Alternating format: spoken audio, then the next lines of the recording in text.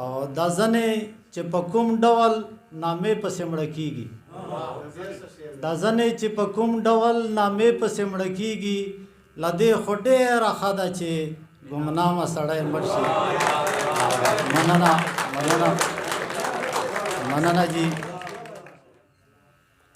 تا چې ناموس د یوه افغان ته اچولی د لاس نو په دې پوه شه دا د ځان ته اچولی د لاس او یا د په ځمکې اوسېدلو چل زده کړی نه ده څه وشو پاستې که اسمان ته اچولی د لاس او نه مو نوازه رسولی سر ته کار د دنیا نه مو نوازه رسولی سر ته کار د دنیا نه مو زلفانو د جانان ته اچولی د لاس. د دو شعرونو شاعر حاضر نواز صاحب ته خواست کوم چې راشي تاسو ته خپل کلام پیش کړي.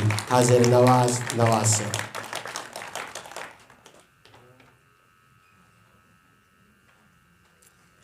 اعوذ باللہ من الشیطان الرجیم.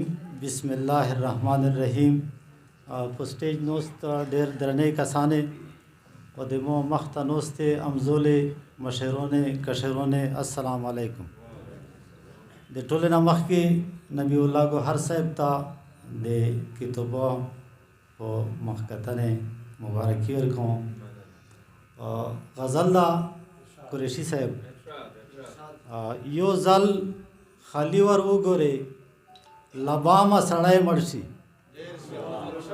یو ځل خالی ور وګورې لبامه سړی مړ شي او بوګنېږي نه د لاسه د ګلفامه سړی مړ شي. مننه. او یو ځل خالی ور وګورې لبامه سړی مړ شي بوګنېږي نه د لاسه د ګلفامه سړی مړ شي. او شعر دا سوسیې نه په ځان نه په ستم د جانان رسی سوسیې نه په ځان نه په ستم د جانان رسی او د مینې په دې جنګ کې له ناکامه سړی مړ شي. مننه. د ځنې ځنې مینې دیواني مقدمې شي د ځنې ځنې مینې دیواني مقدمې شي اکثر پکې ډېر مخکې له انجامه سړی مړ شي.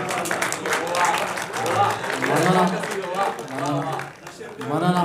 د ځنې ځنې مینې دیواني مقدمې شي د ځنې ځنې مینې دیواني مقدمې شي اکثر پکې ډېر مخکې له انجامه سړی مړ شي. او سحر صاحب شعر دا مننه. د ځنې ځنې مینې دیواني مقدمې شي اکثر پکې ډېر مخکې له انجامه سړی مړ شي. او شعر دا د جنگ سره مرګی تړلی نه دی په خپل وخت د جنگ سره مرګی تړلی نه دی په خپل وخت. قریشي صاحب او راغلی روغ تر کوره وي له لامه سړی مړ شي.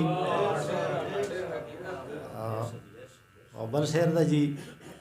او دا زنې چې په کوم ډول نامې پسې مړه کیږي دا زنې چې په کوم ډول نامې پسې مړه کیږي له دې خو ډېره ښه ده چې ګمنامه سړی مړ شي. مننه جی. دا زنې چې په کوم ډول نامې پسې مړه کیږي له دې خو ډېره ښه ده چې ګمنامه سړی مړ شي. او آخري شعر ده جی. او ښکلا د ژوند صحبت کې د یارانو وي نوازه ښکلا د ژوند صحبت کې د یارانو وي نوازه تنها له مازدیګره تر ماښامه سړی مړ شي.